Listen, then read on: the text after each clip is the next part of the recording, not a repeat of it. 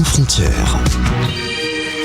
Nichées au cœur des Alpes vaudoises, les mines de sel de B offrent une expérience unique et immersive, un véritable voyage à travers le temps et au cœur de la montagne. On va vous inviter aujourd'hui à plonger dans un labyrinthe souterrain fascinant, témoin de siècles d'histoire et d'ingéniosité humaine, à bord du train des mineurs pour découvrir les galeries creusées à la main, les techniques d'extraction ancestrale et les secrets de l'or blanc des Alpes, un produit autrefois si précieux qu'il était associé à la richesse et au pouvoir. On en parle ce matin avec Carole Mancini-Nuber, guide des salines de B. Bonjour. Bonjour. Merci d'être avec nous aujourd'hui pour nous parler des mines de sel. On l'a dit, de comprendre comment ça fonctionne et puis parler de cet endroit, on l'a dit, quand même hyper impressionnant et surtout magique. C'est magique. C'est mon opinion aussi. On ne s'en lasse pas, vous travaillez là-bas, on ne s'en lasse pas. On ne s'en lasse pas, c'est vrai que chaque fois c'est stupéfiant ce qui a été fait. Ouais. Je veux dire, on ne peut plus regarder le sel de la même manière. Quoi, ouais. Ouais. Alors, parlons un petit peu d'histoire. Quand est-ce que les mines de sel ont été finalement découvertes ? Alors, ça remonte au XVIe siècle. La légende, voire la vérité, veut bien que c'est les chèvres qui ont découvert qu'il y avait du sel dans cette montagne, léchant, prenant l'eau d'une certaine source, et ils ont découvert que c'était légèrement salé.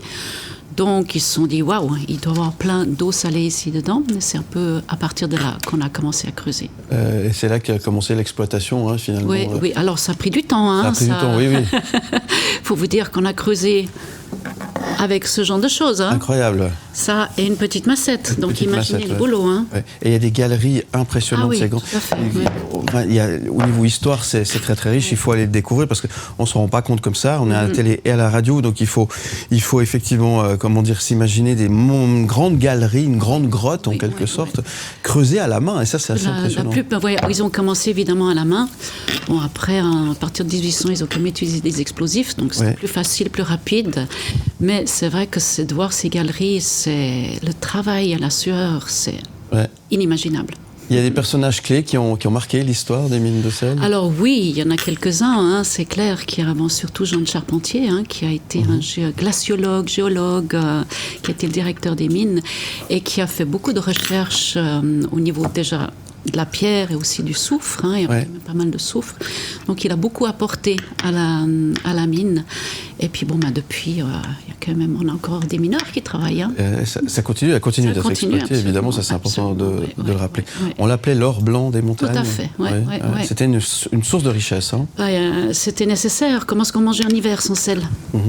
On passait l'été à préparer l'hiver, donc il fallait du sel. Voilà. Et aujourd'hui, on l'a dit, ces mines sont toujours exploitées. D'ailleurs, vous avez pris avec vous quelques exemples de ce qu'on peut notamment... Je voulais surtout des exemples de différentes visites qu'on fait. Ça, c'est les objets qu'on utilise pour ces visites. Donc, au niveau visite, on a une visite, on va dire traditionnelle, qu'on fait tous les jours, qui est une visite légère, on va dire, plus sympa. Il y a le train, évidemment, c'est une grosse attraction. Et une petite balade dans les mines, mais on n'est pas dans les galeries toutes serrées. Après, là, on a la visite à la lanterne, avec ce genre de choses. Donc, c'est une visite où la mine est éteinte. D'accord. Alors, c'est une toute autre impression. C'est impressionnant. Nuit noire. Ouais.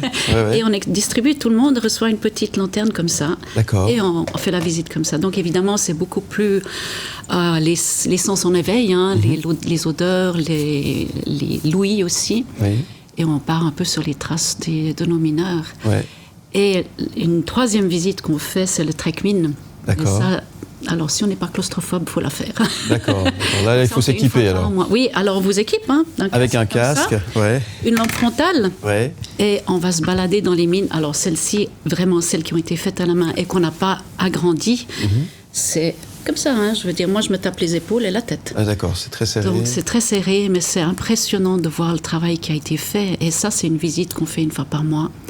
3 heures et demie de visite. Mais ça vaut la peine de vraiment se rendre compte du travail qui a été fait, parce que c'était incroyable. Trek Mine, c'est une visite un peu particulière, il faut réserver à l'avance, j'imagine. Toutes les visites, c'est mieux de réserver à l'avance, parce qu'on a des places limitées, vu qu'il y a le train.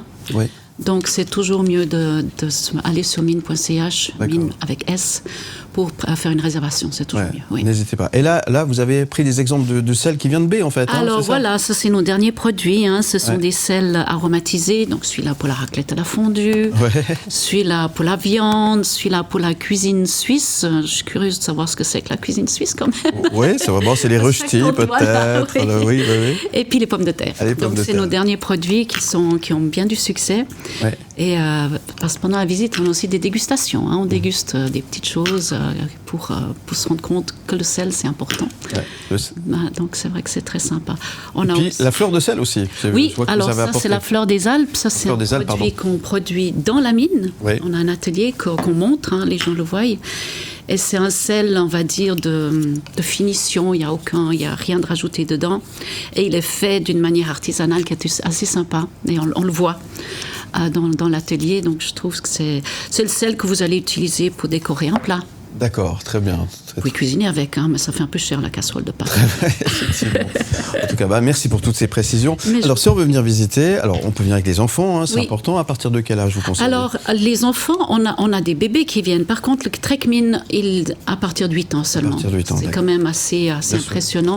Mais sinon, alors, c'est très familial, c'est facile. Je veux dire, c'est pas...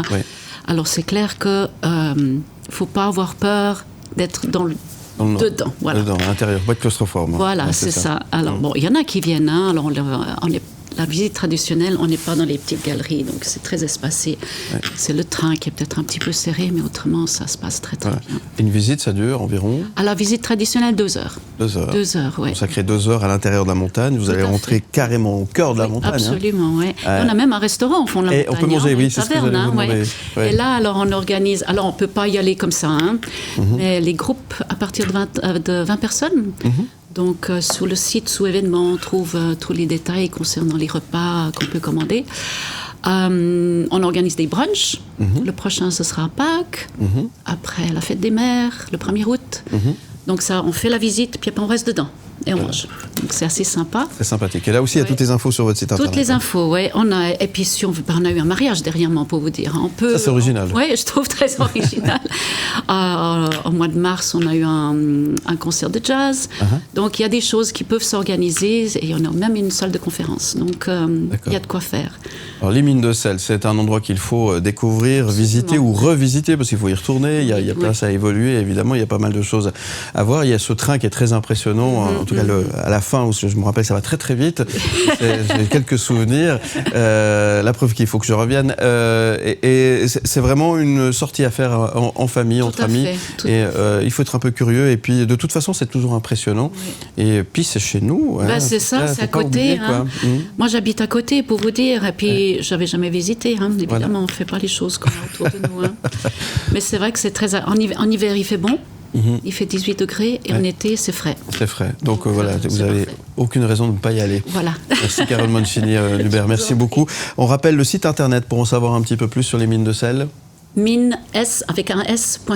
Tout simplement, n'hésitez pas à aller faire un petit tour et puis aller découvrir l'or blanc qui relève ses secrets du côté de B. Merci beaucoup. Et à très bientôt. À bientôt, merci beaucoup. Où tu veux, comme